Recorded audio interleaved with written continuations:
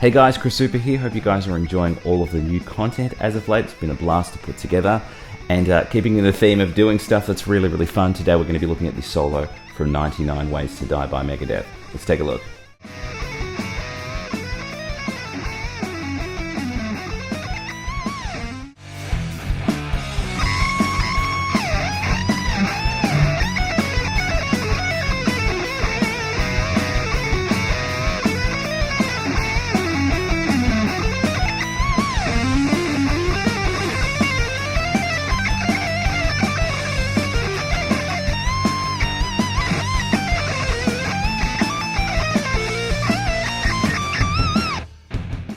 Alright guys, let's take a look at the first section. We're going to be working through this unison bend idea.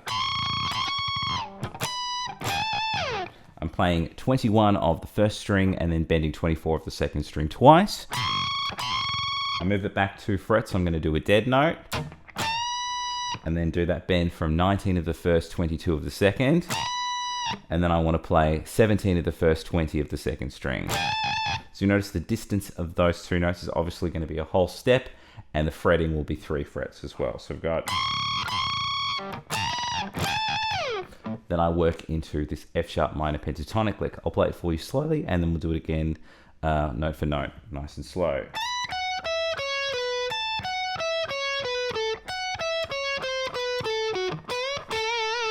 So all around that F sharp minor pentatonic lick, I'm going to start off with this phrase. I'm sliding into 19 of the first, and then I want to jump to 14 there. At the end of that, I'm just doing 3 notes out of the pentatonic. And I think what groups this phrase interestingly is I think it does 5 notes, 6 and 6. 1, 2, 3, 4, 5. 1, 2, 3, 4, 5, 6. 1, 2, 3, 4, 5, 6. And that one kind of adds a 7th note into it. But I think the pulse of it is quite interesting because it's not just going 1, 2, 3, 4, 1, 2, 3, 4, 1, 2, 3, 4, all straight triplets. I think it's really interesting. So I've got this. Then it's just 6 notes descending down the pentatonic from 17 of the first string. I'm going to have 17, 14 on the first and the second string. And then 16, 14 on the third. All together. Even just playing it a little bit slower, you notice how that 5-note grouping and that 6-note grouping roll into each other in a not so predictable manner, which I think is cool. Then from that point, I'm going down the pentatonic from 14 of the first string. You will notice though that cheeky blues flat 5 makes an appearance. So I'm playing 14 of the first string, 17, 14 on the second string. Then when I get to the third, it's going to go 17, 16, 14 on the third. And that note there is obviously the blues flat 5. That's going to resolve to 16 of the fourth string. Then at the end of that, I've got the bend from 16 of the third. Then I'm ending on my pointer there on 14 with some vibrato. You will notice that I get that chicken wing elbow flying out there on the vibrato. Just quick disclaimer, my vibrato used to be absolute garbage and that was because I was glued to my ribs. So I'm trying to do this. It's not going to work. If I flick out to the side, I've got more of a chance of doing that doorknob turning action. So just a quick little vibrato 101 there. So... sound a little Jimi Hendrixy, but enough about that. I'll go through that that pentatonic lick, and then we'll put the unison bends at the front of it, and then play it all again even slower with some tabs.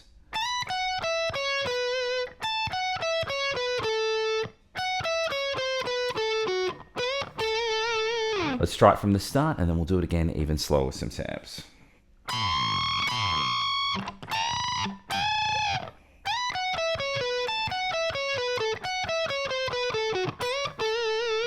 One more time with some tabs.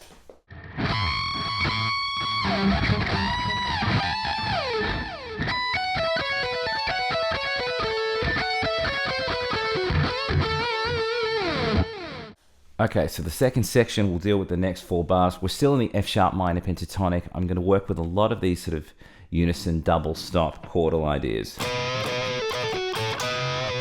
So working with the second and the third string, lots of flat finger kind of things here. So I'm going to do a bend from 16 of the second and the third string, just a semitone. And I go, that's going to bend in and out and then pull off to a flat finger on 14 of the second string. Now it's kind of hard to do 2 pull-offs at once if you do it quickly and angrily, it kind of takes care of itself. So don't get too caught up in the technique of it. Just sort of get her done, as they would say. So we're going... At the end of that, I'm going to play just the 16 as the flat finger again, the chords without any bending motif attached, pulling that off to 14, and jumping to 16 of the 4th string as a single note. So all together, at the end of that, I'm going to be playing 14 on the 2nd and the 3rd as a double stop chord, and then a very slow semitone bend from 16 of the 3rd and the 2nd string. So all together. Hopefully that's making sense. Then I work into this phrase. And when I was learning this, I was like, what's that note doing there? But it kind of grew on me. So we're working still kind of pentatonic-y. We've got some chromatic notes in there, which obviously make the pentatonic more interesting. That's kind of Friedman's deal. How do I take something meat and potato like an arpeggio and a pentatonic and make it delicious? He just does. So we're going to have a look at this. I'm rolling through this 14, 16, 17 on the 3rd string with legato. And then I've got 14 of the 2nd string. I pluck that once. And then I pluck the 15 for this rolling legato with a chromatic idea. So I've got... That's going 15, 16, 15, 14, all in one go. So I've got the single note. And then that extra pick is going to help with the roll. At the end of that, I'm going to reverse that phrase I had 17, 16, 14 on the 3rd string, all legato, and then resolve that to that's 17 of the 4th string. I think the reason why that's so strange is like a flat 2nd. You're getting a G over an F sharp minor idea. So you got this flat 2 and it's like a little Phrygian friend came to visit. Anyway, so we're going all together.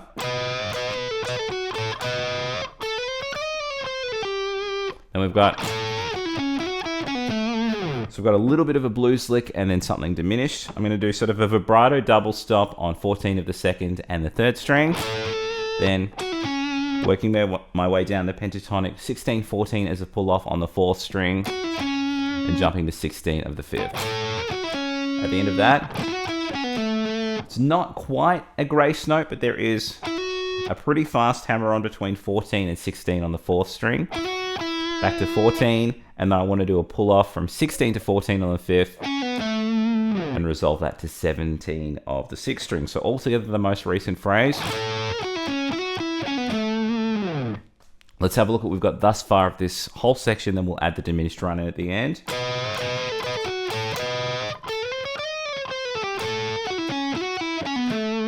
Hopefully that's making sense. Then I'm working through this pretty symmetrical diminished lick. So that diminished arpeggio, I'm playing 16 on the 4th string, and then 14, 17 of the 3rd. Then I do the same thing again from the 2nd to the 1st string. 16 of the 2nd string, then 14 to 17 on the 1st. So if you look at that, it's the same shape twice. At the end of that, I've got a bend with some sexy vibrato on 19.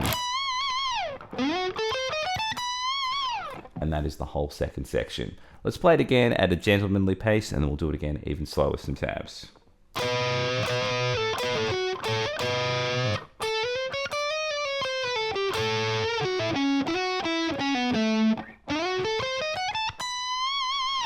One more time with some tabs.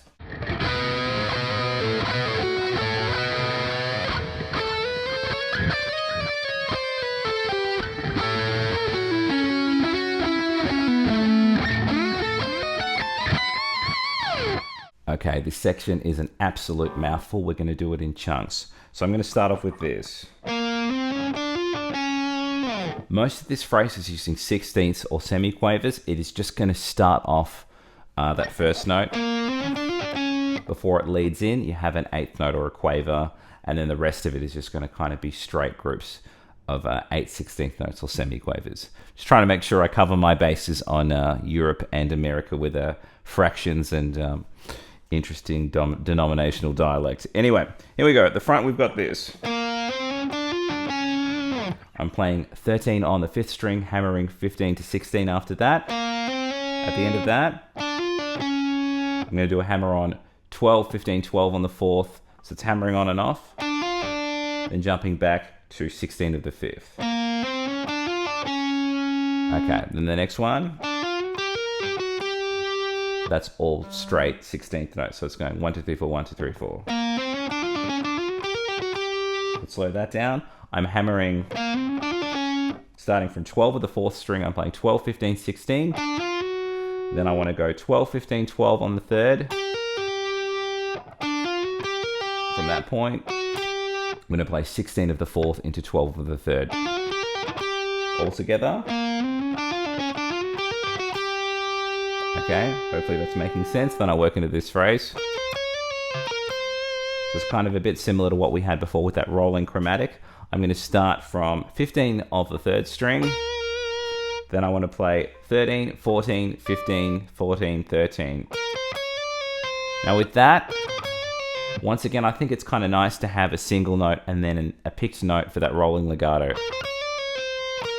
At the end of that, I was jumping from 15 of the 3rd string to 13 of the 2nd. So if I could divide this into 3 chunks, it would sound like this. I'll put some pauses in so that you're not sort of overwhelmed by the amount of information.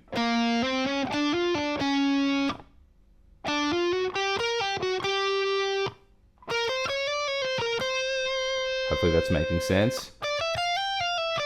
Sorry. We don't have the most recent chunk, so I've got...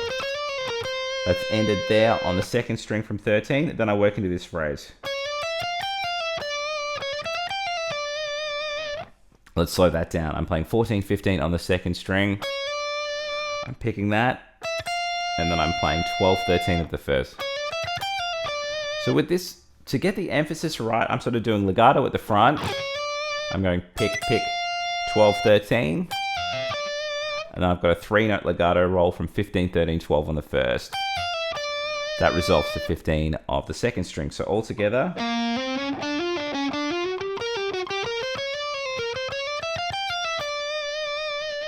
Hopefully that's all making sense. Keep in mind, we will go through this slower at the end and there will be tabs at the end of this section. So if you are getting scared, always rewind it, or you can jump forward a little bit and have a look at the tabs if you wish. And if you're one of my mailing list subscribers, you may already have the tab right in front of you if you've thought ahead.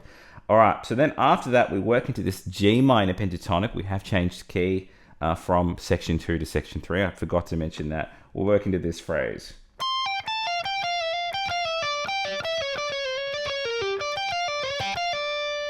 So there's a lot of notes there. I think we should break it up into mini chunks of 4 and then we'll put it together. So the front of that is this. What I've got here is I'm playing a pull off from 20 to 15. Then I'm playing 17 of the 2nd to 18 of the 2nd. I do find myself at full speed using economy picking in a couple of areas.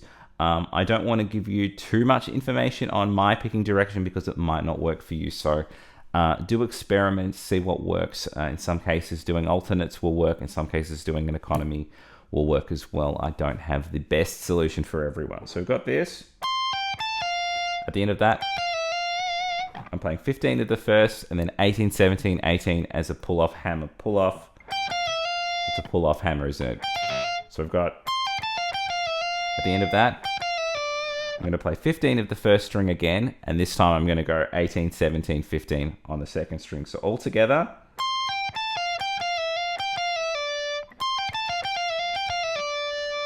Now the weird thing is the next chunk is also 3 groups of 4, and some of the fingering is quite similar like this. That's exactly the same. So we'll go through it and you'll see the similarities. I'm pulling off 20 to 15 on the 2nd string, 17 of the 2nd to 18 of the 3rd. At the end of that, 15 of the 2nd, then 18, 17, 18 of the 3rd. So if you look at that, to what we just did, the only difference between the two is the first one goes and the second one goes. That one goes down the pentatonic a little bit further. So from where we were just at, from the 2nd string, at the end of that, I'm playing 15 of the 1st, pulling off 18, 15 of the 2nd, jumping to 17 of the 4th. So all together the most recent chunk.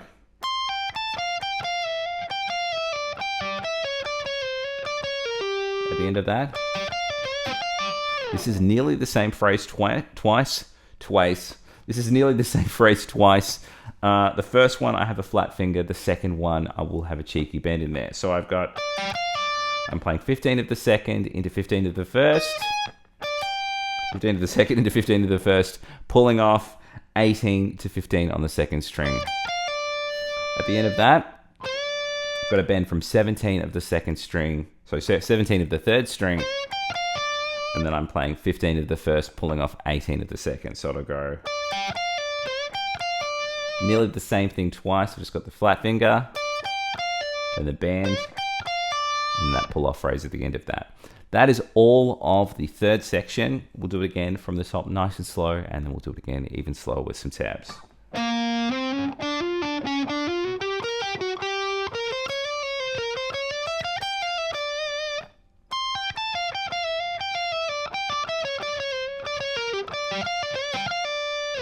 One more time with some tabs.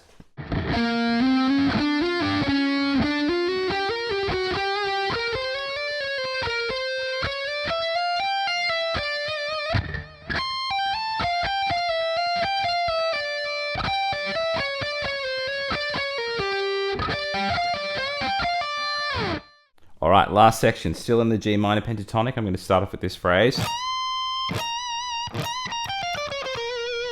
So I'm going to go up and back from 18 of the first string with a nice big bend. So up and down, hitting it again at the bottom. Then I do it a lot quicker.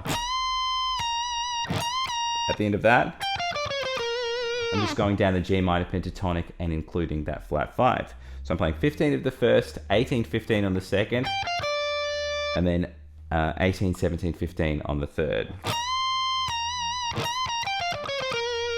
At the end of that, so we've sort of worked our way into A minor now. It's quite interesting. So I've gone up a whole step. I'm playing, 20 of the second string into 17 of the first. I hit the 17 again and then do a hammer-on pull-off, which is 17 to 22. At the end of that, that point is descending down the A minor pentatonic, once again using the flat 5. So I'm playing 20, 17 on the second string, then 20, 19, 17 on the third, and then resolving that to 19 of the fourth. So from the start of this, we should have the G minor into the A minor. It'll sound like this if I play it a bit slower.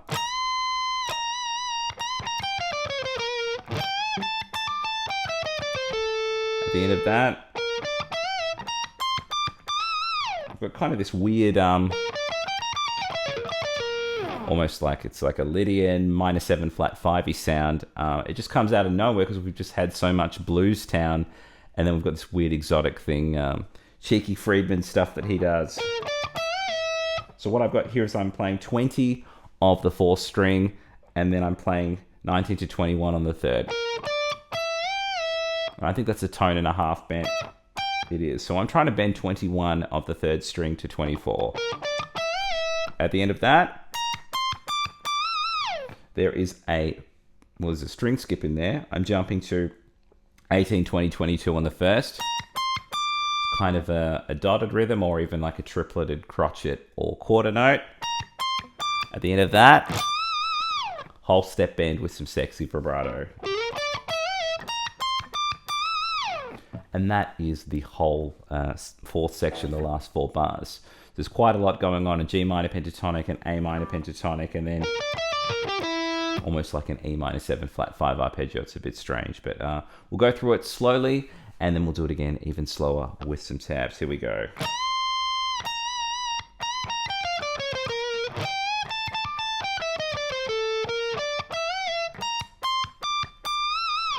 One more time with some tabs.